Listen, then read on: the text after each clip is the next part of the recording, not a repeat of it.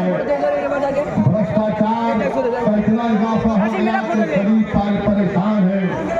अगर कोई गवर्नमेंट के दफ्तर को जाता है तो म्यूटेशन के लिए रिश्वत, रजिस्ट्रेशन के लिए रिश्वत, आवास योजना के लिए रिश्वत, पेंशन के लिए रिश्वत दी जाती है। और ये जो बिहार में सरकार है 20 साल से बीजेपी, नीतीश कुमार और राजद की, ये जंगल राज की निशानी है। पहला जंगल राज लालू के परिवार में था, अब दूसरा जंगल राज नीतीश कुमार के 20 साल में हो रहा है। इस जंगल राज से बिहार के गरीबों को, बिहार की जनता को छुटकारा दिलाना है। इसीलिए हम आपसे अपील करने आए कि जीडीए के गठबंधन को आप कामयाब करिए। जो जीडीए का अलायंस मजलिस इत्तेहाद मुस्लिमीन ने बनाया, आप उसको कामयाब करिए।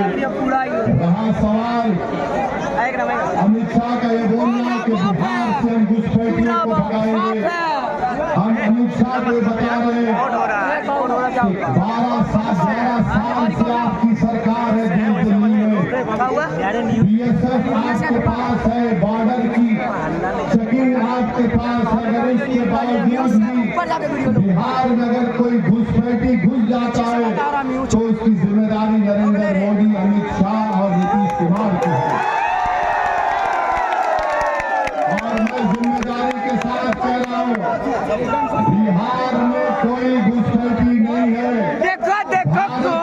घुसपैठी है जिसको नरेंद्र मोदी ने अपना बहन बनाकर बांग्लादेश से बुलाकर दिल्ली में, सबसे बड़ी घुसपैठी है। उसको नरेंद्र मोदी को वापस बांग्लादेश भिजाना चाहिए।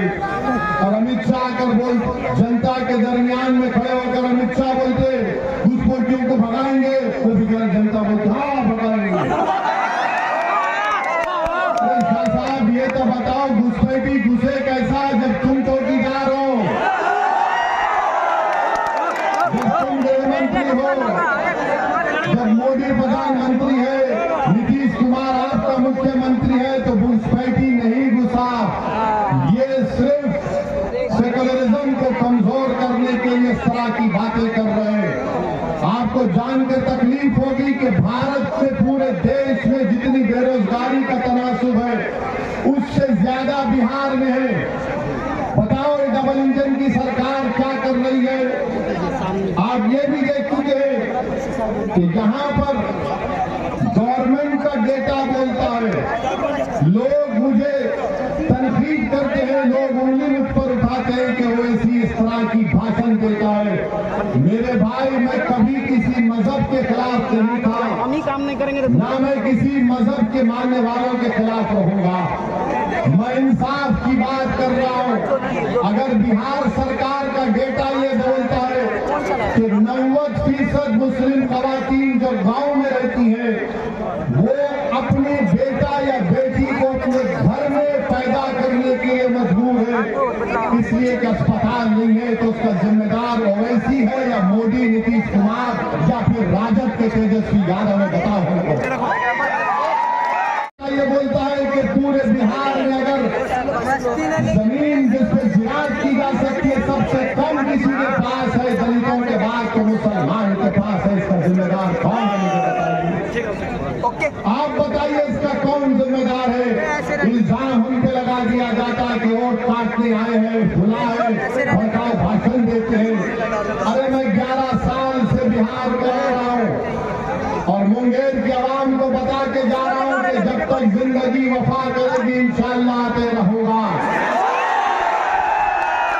और अगर कोई दीवाना ये कहता है कि ओवैसी बाहरी है, हाँ मैं हैदराबाद से हूँ, चांद से नहीं आया हूँ, भारत का। अगर मेरे आने से तुमको तकलीफ इसलिए हो रही है कि हम सच्चाई को बयान कर रहे हैं।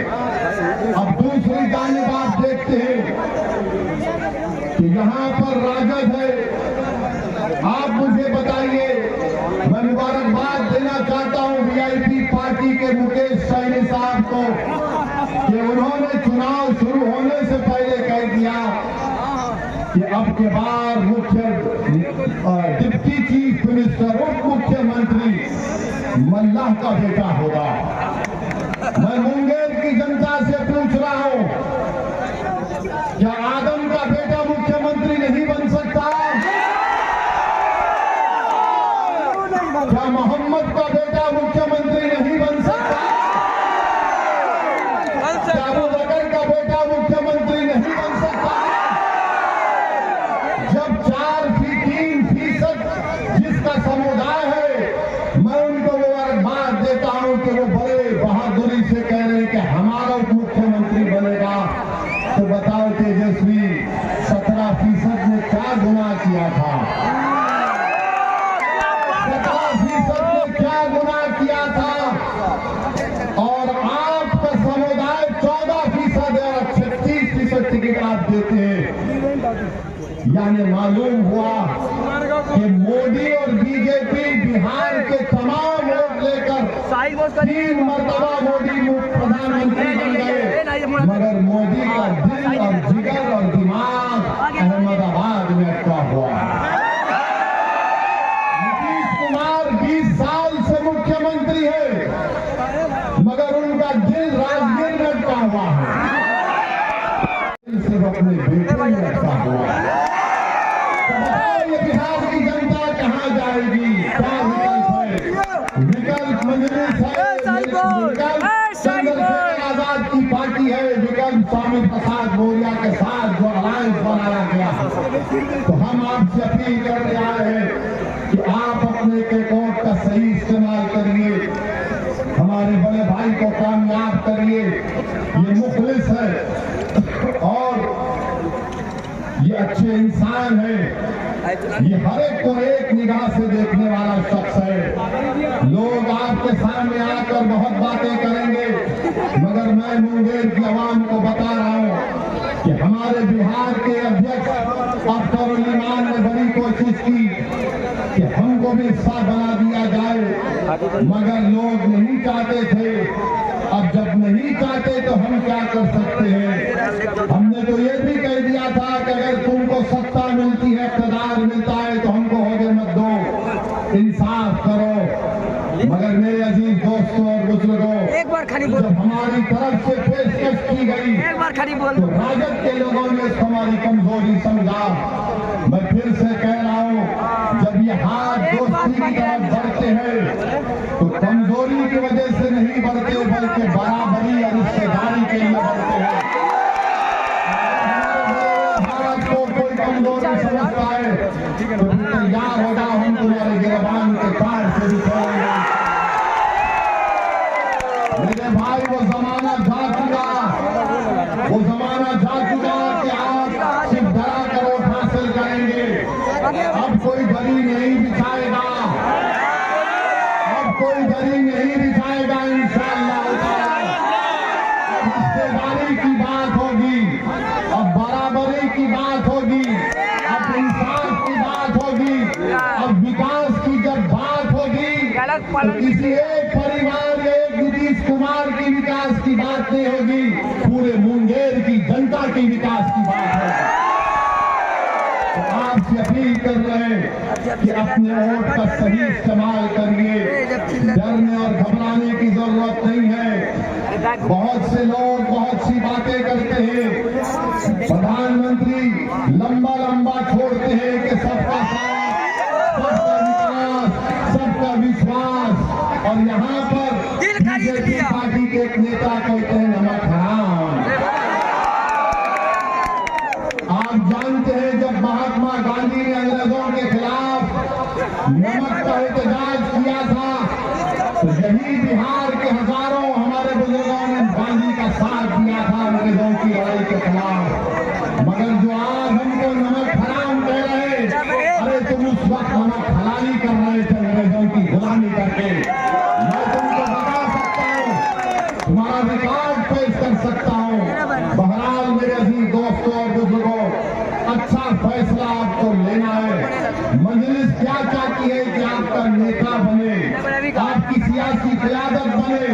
याद रखिए, भारत और बिहार की लोकशाही मजबूत होगी, जमहूरियत मजबूत होगी जब मुंगेर से आप इंशाअल्लाह अपने वोट और अपनी दुआओं से मजलिस को उम्मीदवार को आप कामयाब और कामयाब करेंगे। तो बताइए आपका वोट किस पर पड़ेगा? जोर से बताइए, बदन साहब पर पड़ेगा। आप उठाकर बताइए, कामयाबी मुंगेर की जनता की कामयाबी होगी। ये किसी मुसलमान या हिंदू या दलित की नहीं, बल्कि मुंगेर के विकास की कामयाबी होगी इंशाअल्लाह।